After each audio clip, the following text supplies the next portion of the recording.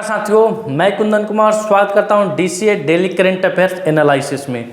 दोस्तों, आज के सेशन में हम देखेंगे कल के दिनों में घटित देश विदेश एवं राज्य में जो भी घटनाएं घटी है, जो आपके आगामी किसी भी परीक्षा के दृष्टिकोण से बेहद ही महत्वपूर्ण होने वाली है।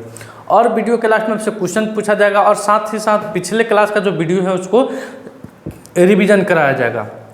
तो चलिए शुरू करते हैं, आगाज करते हैं, श्री गणेश करते हैं शानदार जानदार सेशन का एक शानदार मोटिवेशनल कोटेशन के साथ। नज़र को बदलो तो नज़ारे बदल जाते हैं, नज़र को बदलो तो नज़ारे बदल जाते हैं, सोच को बदलो तो सितारे बदल जाते हैं, कश्तियाँ बदलने की ज़रूरत नहीं है, दिशाओं को बदलो तो किनारे खुद ब खुद बदल जाते हैं। तो चलिए इस मोटिवेशनल कोटेशन के साथ आज के इस शानदार सेशन का हम शुरुआत करते हैं। और पिछले वीडियो में जो क्वेश्चन आपसे पूछा गया था कि हाल ही में इंडियन ऑयल कॉरपोरेशन ने कहाँ ग्रीनफील्ड टर्मिनल को हरी झंडी दी है, तो इस क्वेश्चन का उत्तर हो जाएगा दोस्तों पटना। पटना में इंडियन ऑयल कॉरपोरेशन के द्वारा ग्रीनफील्ड टर्मिनल को क्या दी गई है, हरी झंडी दी गई है। अब आइए, अंतर्राष्ट्रीय युवा दिवस यह कब मनाया गया है दोस्तों, क्या इस बार की इसकी थीम है और इसकी शुरुआत कब हुई थी और इसका मुख्य उद्देश्य क्या है, यानी राष्ट्रीय युवा दिवस को, अंतर्राष्ट्रीय युवा दिवस को मनाने का मुख्य उद्देश्य क्या है दोस्तों। तो सबसे पहले जानते हैं अंतर्राष्ट्रीय युवा दिवस, इसको हम लोग कब मनाते हैं दोस्तों, 12 अगस्त को मनाते हैं, 12 अगस्त को मनाते हैं। सबसे पहले इसकी शुरुआत हुई थी, यानी अंतर्राष्ट्रीय युवा दिवस मनाने की शुरुआत हुई थी आपको 2000 ईस्वी से। कब से दोस्तों, 2000 ईस्वी से इसकी शुरुआत हुई थी।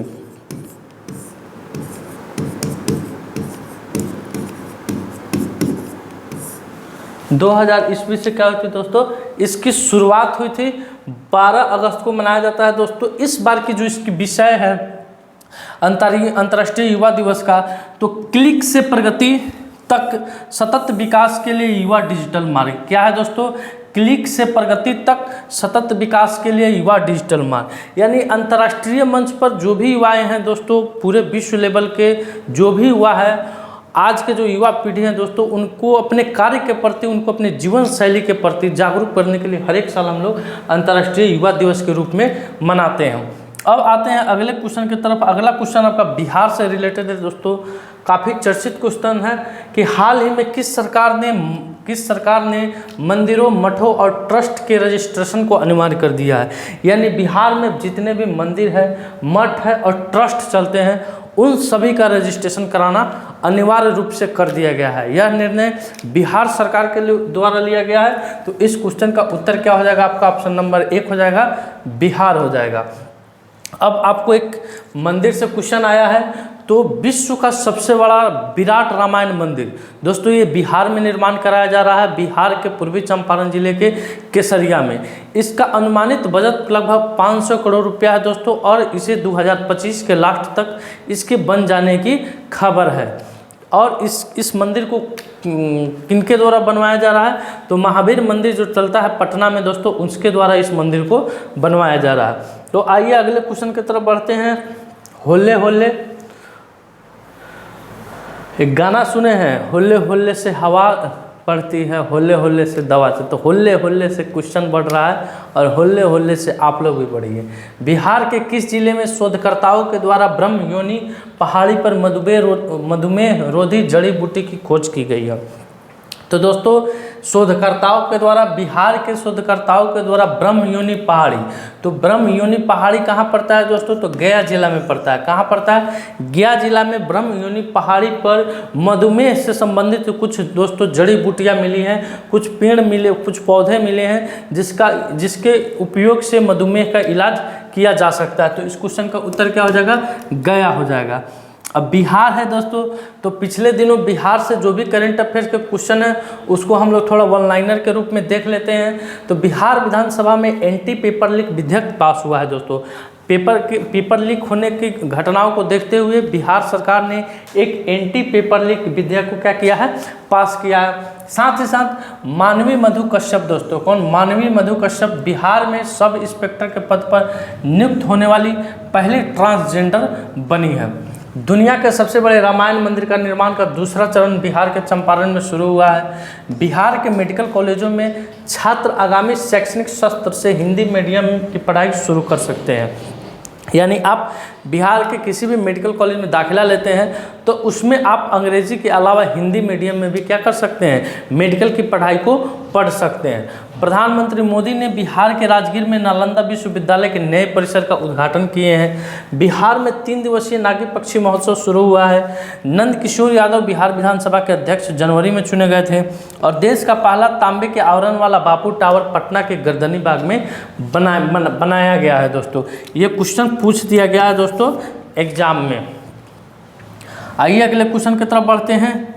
अगला क्वेश्चन है कि हाल ही में दृष्टिबाधितों के लिए समावेशी ब्रेल डेबिट कार्ड किस बैंक ने लॉन्च किया है? तो दोस्तों पंजाब नेशनल बैंक यानी पीएनबी, क्या दोस्तों, पीएनबी के द्वारा, पंजाब नेशनल बैंक के द्वारा दृष्टिबाधित यानी जो भी आंख से नहीं देख पाते हैं, अंधे व्यक्ति हैं, उनके लिए एक लिपि लॉन्च किया, समावेशी ब्रेल डेबिट कार्ड को लॉन्च किया गया है। अब आइए पंजाब नेशनल बैंक, तो इसकी स्थापना कब हुई थी दोस्तों? 1894 में हुई थी। इसकी पीएनबी नई दिल्ली में स्थित एक भारतीय सरकारी सार्वजनिक क्षेत्र का बैंक है दोस्तों। इसका मुख्यालय कहाँ, नई दिल्ली में है। संस्थापक इसके कौन थे? दयाल सिंह मजीठिया और लाला लाजपत राय थे। अभी वर्तमान में इसके एमडी और सीईओ कौन है? तो अतुल कुमार गोयल है, पंजाब नेशनल बैंक के एमडी और सीईओ है दोस्तों। अब आइए अगले क्वेश्चन पर, भारत दलहन संगोष्ठी 2024 का आयोजन कहाँ हुआ है? तो दोस्तों भारत दलहन संगोष्ठी 2024 का आयोजन नई दिल्ली में हुआ है। कहाँ हुआ है? नई दिल्ली में हुआ है। और आपको ये भी बता दें कि भारत विश्व का सबसे बड़ा दाल का उत्पादक, भारत विश्व का सबसे बड़ा दाल का उत्पादक, फिर उसके बाद उपभोक्ता और निर्यातक है। यानी ये तीनों दोस्तों किसके साथ है? भारत के साथ। भारत क्या है? माफ कीजिएगा, आयातक है। क्या है? आयातक। भारत विश्व का सबसे बड़ा दाल का उत्पादक भी है, उपभोक्ता भी है और आयातक भी है दोस्तों। अब जानते हैं दोस्तों कि जो दलहन अनुसंधान केंद्र है, भारत में दलहन अनुसंधान केंद्र, भारत में दलहन अनुसंधान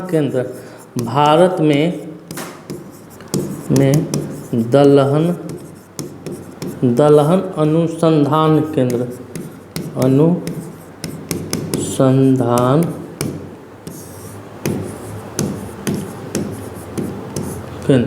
भारत में दलहन अनुसंधान केंद्र कहाँ है दोस्तों? तो कानपुर में है।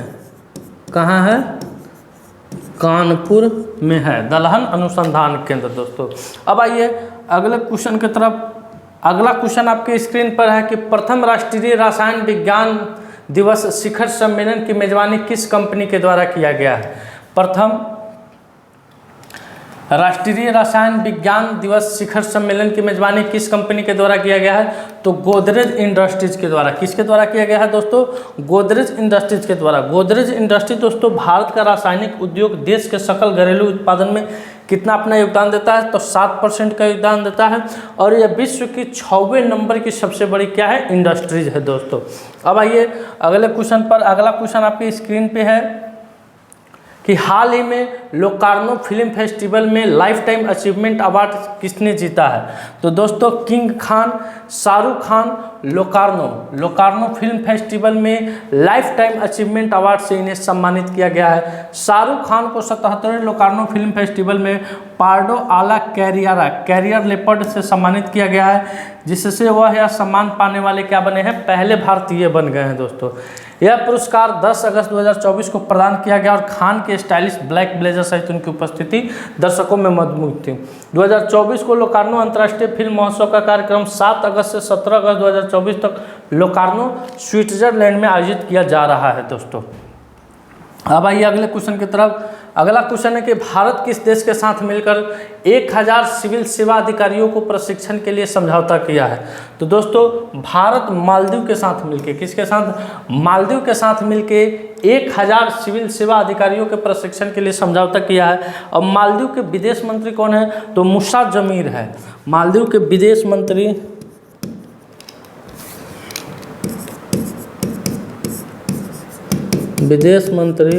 मूसा जमीर है। और भारत के विदेश मंत्री कौन है? तो एस जयशंकर प्रसाद, एस जयशंकर है। इन दोनों के बीच में यह समझौता हुआ है कि 1000 जो सिविल सेवा अधिकारी है उनका प्रशिक्षण मालदीव में किया जाएगा। अब मालदीव ने 26 जुलाई 2024 को अपनी आज़ादी की 59वीं वर्षगांठ मनाई।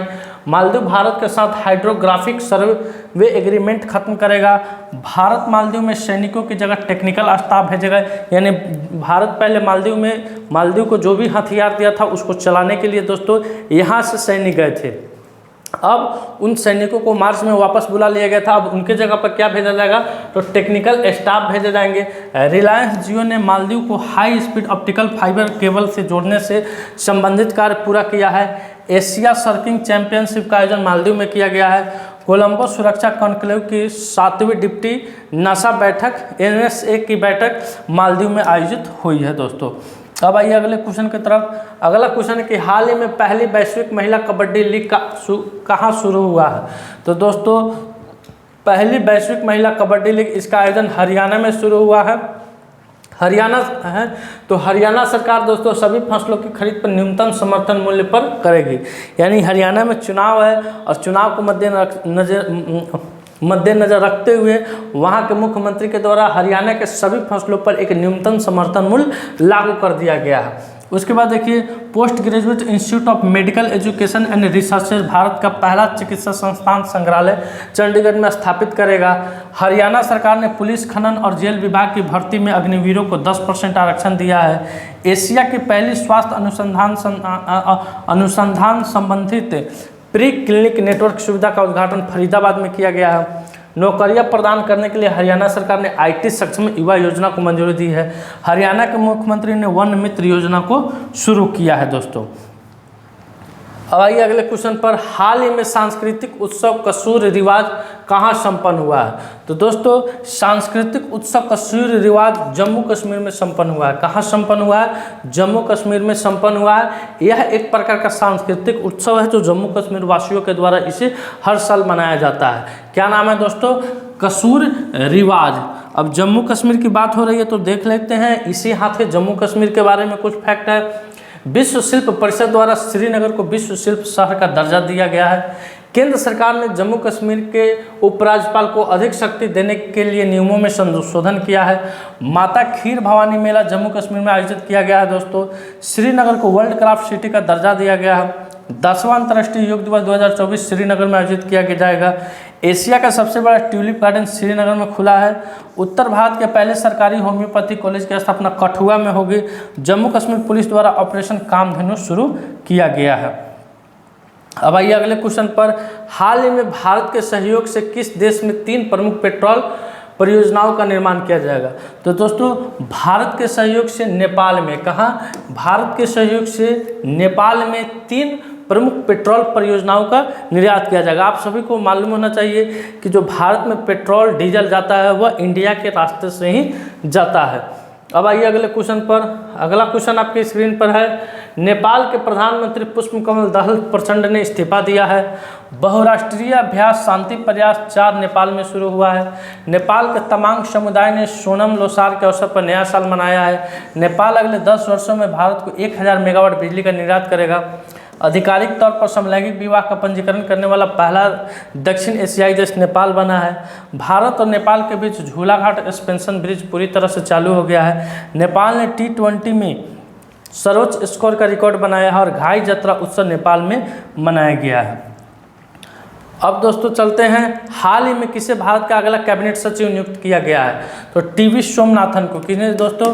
टीवी सोमनाथ को भारत का अगला कैबिनेट सचिव नियुक्त किया गया है। तमिलनाडु कैडर के 1987 बैच के IAS अधिकारी टीवी सोमनाथन को 30 अगस्त 2024 से शुरू होने वाले 2 वर्ष के कार्यकाल के लिए कैबिनेट सचिव नियुक्त किया गया है। अब है क्वेश्चन का आखिरी सवाल दोस्तों, आज का सवाल, अंतर्राष्ट्रीय ओलंपिक संघ ने किसे ओलंपिक ऑर्डर से सम्मानित किया है? अभिनव बिंद्रा, पीटी उषा, पीवी सिंधु और शरद कमल। इस क्वेश्चन का उत्तर आपको कमेंट सेक्शन में जाकर देना है। अब आइए पिछले वीडियो का जो रिवीजन है फटाफट अंदाज में। विश्व शेर दिवस दोस्तों, पिछले वीडियो में आपको मिस्टेक से 11 अगस्त पढ़ा दिया गया था, लेकिन इसका वास्तविक उत्तर 10 अगस्त होगा। उसके बाद अब भारत का पहला 24/7 चावल एटीएम किस राज्य ने लॉन्च किया? तो उड़ीसा ने किया है।